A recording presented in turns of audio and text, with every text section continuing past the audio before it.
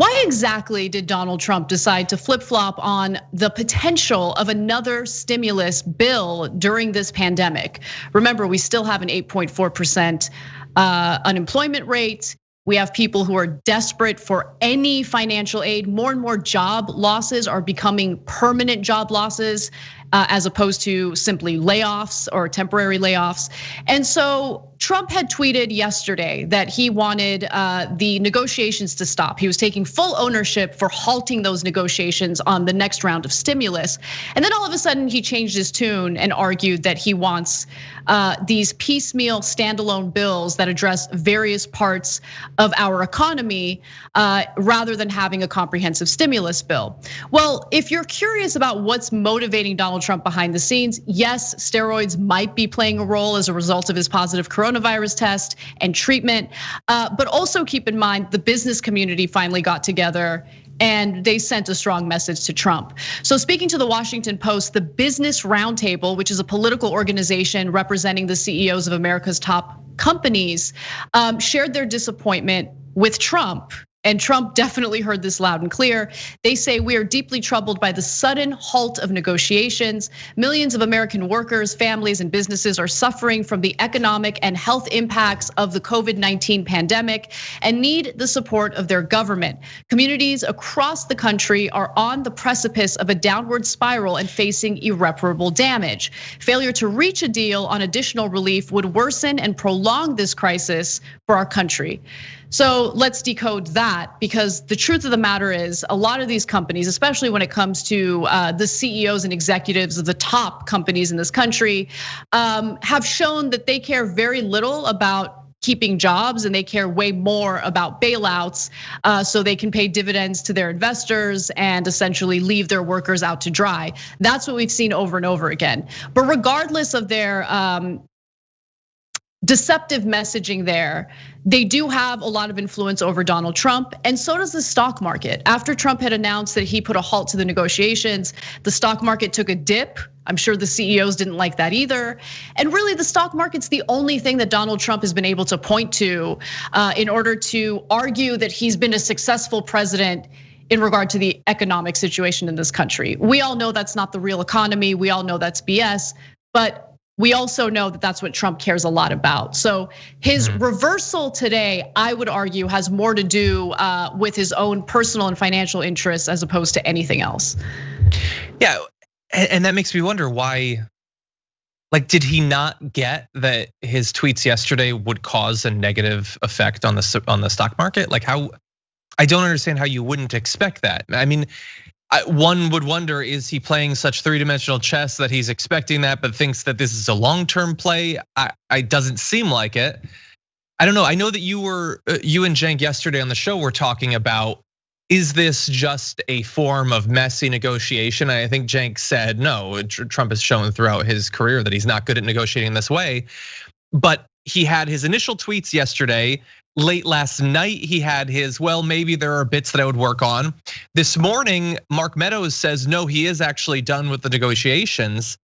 So is this just negotiating by saying you're not gonna negotiate? Are they hoping that even though this really does seem to take the onus and the blame off of Nancy Pelosi and the Democrats, that Nancy Pelosi and the Democrats are still Nancy Pelosi and the Democrats? So even though they're off the hook, they would still come to him with a deal he would like better.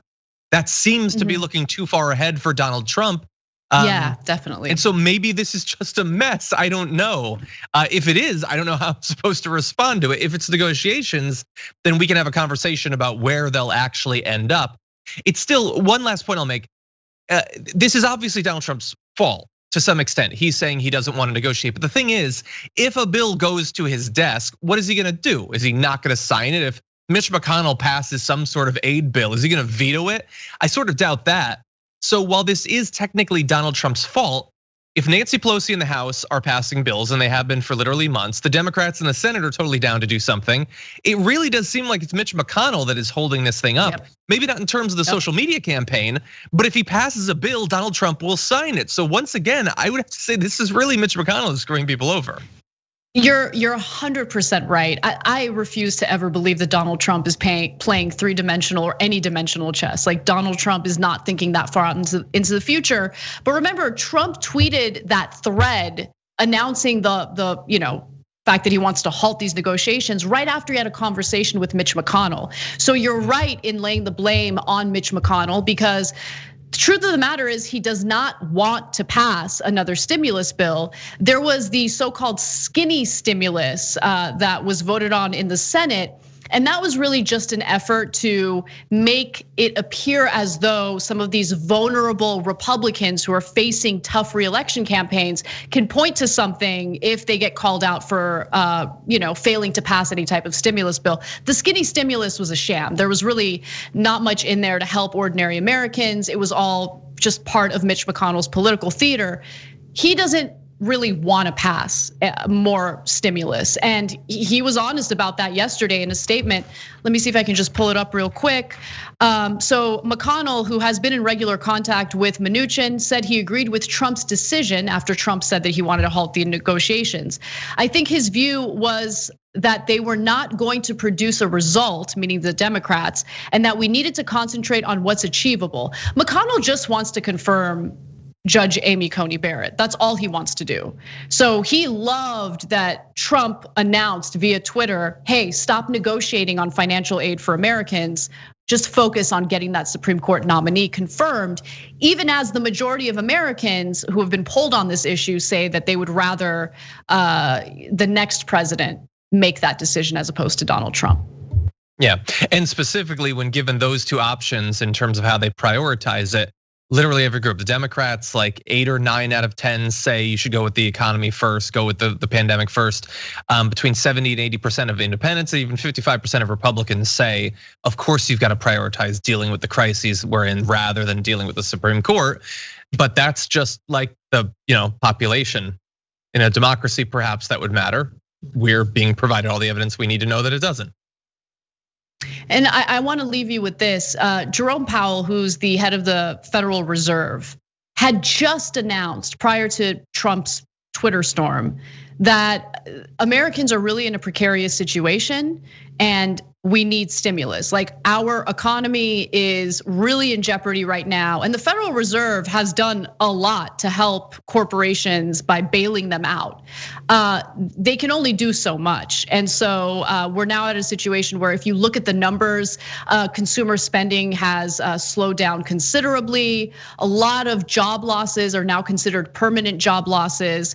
The airline industry just announced laying off more than 30,000 workers.